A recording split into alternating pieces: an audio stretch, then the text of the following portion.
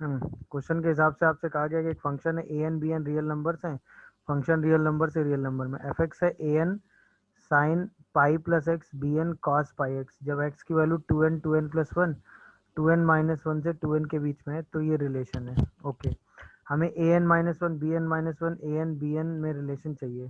अच्छा, इसमें एक रिलेशन तो आपने आराम से निकाल लिया होगा, बोलो क्यों? क्योंकि आपको ये चीज दिख जाती है। क्या दिख जाता है आपको?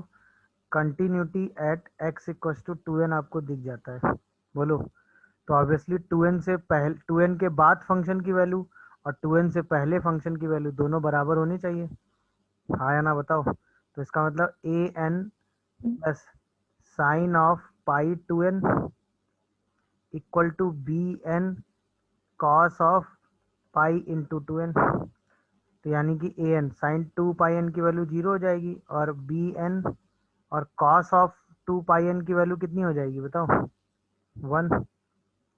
तो इसका मतलब a n minus b n की वैल्यू वन आ गई। ये रिलेशन तो सबने निकाल लिया होगा इस क्वेश्चन में, बोलो भाई। ये वाला आंसर यस तो सर। सही हो गया। अब दूसरा रिलेशन, इसमें आपको A N N plus one या एन माइनस वन और एन में चाहिए होगा, तो ऑब्वियसली जो ऑड नंबर्स हैं उसमें आपको सेम रिलेशन लगाना पड़ेगा। अब अगर आप फंक्शन को ध्यान से देखो तो क्या हम इस फंक्शन को ऐसे लिख सकते हैं क्या?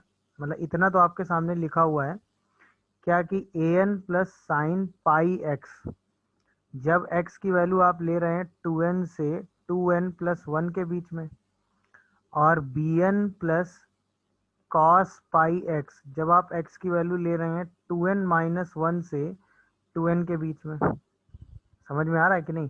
अच्छा, अगर हम इसी फंक्शन को और नीचे ले जाएं तो हम x की वैल्यू को टू एन माइनस टू से टू एन माइनस वन के बीच में लिख सकते हैं कि नहीं? तो यहाँ पर हम, भाई ये तो टू एन से शुरू हो रहा है ना, इवन नंबर से, तो यहाँ पे जब n था तब यहाँ n का यूज, अब यहाँ n माइनस वन आ गया तो यहाँ n की जगह क्या आ जाएगा? n minus one. तो इसी फंक्शन को हम a n minus one plus sine pi x लिख दें, कोई प्रॉब्लम? अच्छा, अगर हम इस फंक्शन को और ऊपर यहाँ लिखना चाहें तो हम यहाँ इसको लिख सकते हैं क्या, बोलो भाई? टू एन प्लस टू से टू एन तक, बोलो भाई, sorry, two n plus one से टू एन प्लस टू तक, टू एन प्लस वन से टू एन प्लस टू तक लिख सकते हैं कि नहीं बताओ भाई, बोलो। Yes sir. यस ये सर। वाला पोर्शन हमने यहाँ लिखा है। अच्छा, यहाँ जब n था तो यहाँ n यूज हुआ है, अब यहाँ n प्लस वन यूज हो रहा है तो यहाँ भी क्या यूज होगा? n plus one. तो इसका मतलब ये b n plus one plus cos pi x use हो जाएगा कि नहीं? ऐसे करके हम इस फंक्शन को लिखते जाएंगे, ये फंक्शन की अप्रोच है। अच्छा, अब हमें कंटिन्यूटी टू एन पे लगाई, यानी इवन वाली कंटिन्यूटी से क्या रिजल्ट आया वो तो हमने निकाल लिया। अब किसी भी एक ऑड नंबर पे कंटिन्यूटी और लगा दो, चाहे तो टू एन प्लस वन पे लगा दो, चाहे टू एन माइनस वन पे लगा दो, सही है ना? तो अब आइए कंटिन्यूटी कहाँ लगा देते हैं? X is equal to two n minus one पे। तो टू एन माइनस वन के आगे फंक्शन की वैल्यू और टू एन माइनस वन के पहले फंक्शन की वैल्यू दोनों बराबर होंगी। तो इसका मतलब b n plus cos pi into two n minus one, बोलो ये टू एन के आगे की वैल्यू हो गई, और पहले क्या होगा? A n minus one plus sine of x into two n minus one. क्या ये बात समझ पा रहे हो? बोलो भाई। Yes sir. अब तो ये सारी वैल्यूज निकाल लोगे। Yes sir. Yes sir. ये क्या आ जाएगा? बी एन, और ये क्या बचेगा?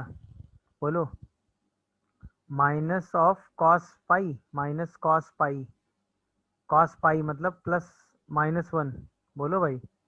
और ये आ जाएगा ए एन माइनस वन, और ये तो साइन पाई का मल्टीपल है तो जीरो हो जाएगा। इसका मतलब a n minus one minus b n, क्या हम इसको माइनस वन लिख सकते हैं? है कोई ऑप्शन ऐसा? A n minus one minus b n is minus one. समझ में आ रहा है कि नहीं भाई, बोलो। Yes yes sir. अच्छा, अगर यहीं पे आप चाहो तो अब तो n को n प्लस वन और n माइनस वन से रिप्लेस करके सारे ऑप्शन बना सकते हैं, बोलिए भाई, बना सकते हैं कि नहीं? सर। Yes sir. यही दो आंसर आ रहे होंगे। यहाँ पे चाहो तो n को n प्लस वन से रिप्लेस कर दो, तो ये ए एन हो जाएगा और ये n प्लस वन हो जाएगा, और ये भी माइनस वन ही आ जाएगा। तो ये वाला आंसर भी क्या होना चाहिए था? माइनस वन होना चाहिए था सही होने के लिए।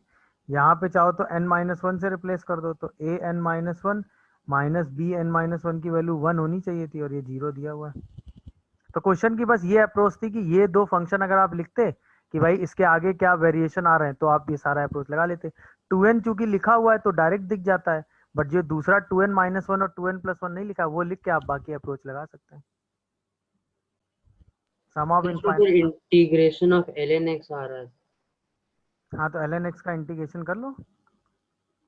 देखो क्या ln x आ रहा है या 1 प्लस एक्स आ रहा है? ln 1 प्लस एक्स भाई 0 इसमें से क्या 1। करेंगे, n की पावर n अंदर ले जाएंगे, तो ये पहला टर्म बन जाएगा n plus one n plus two से लेके n प्लस n, और इस पूरे की पावर n की पावर n, और इस पूरे की पावर 1/n आ जाएगा।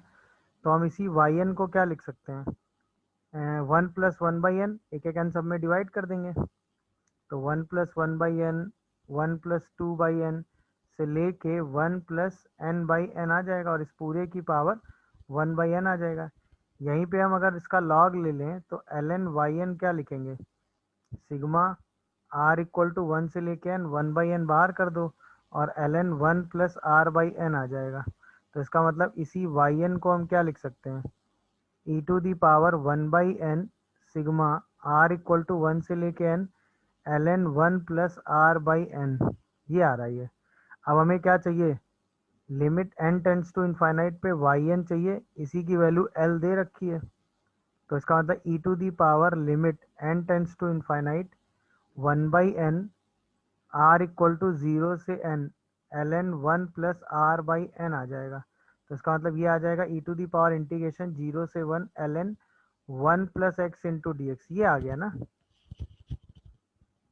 अब ln x का इंटीग्रेशन करना है। अभी तक फिजिक्स में ln x का इंटीग्रेशन आपको कभी नहीं मिला क्या, बोलो भाई। ln x का इंटीग्रेशन होता है x ln x minus x plus some constant c होता है, c वैसे जरूरत नहीं पड़ती, ये कहीं लिख लो, सही है ना। तो बस यही इंटीग्रेशन इसमें लगा दीजिए, तो ये रिजल्ट क्या आ जाएगा, e to the power 1 x की जगह क्या लिखा हुआ है, बोलो भाई, 1 प्लस एक्स है, लिमिट रख दो 0 से 1। अब तो कर लोगे, यस सर। 1 रखोगे तो 2 ln 2 आएगा, बोलो, यस सर।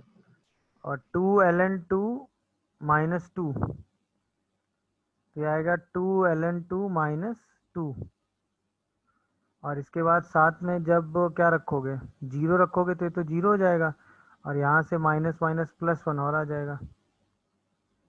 तो ये शायद e की पावर ln 4 माइनस 1, 1 को e लिख दो, तो क्या ये 4/e आ रहा है, देखो, तो l की वैल्यू 4/e आ रही है, और आपसे बॉक्स ऑफ l पूछा गया है, तो बॉक्स ऑफ 4/e 1 आंसर है क्या,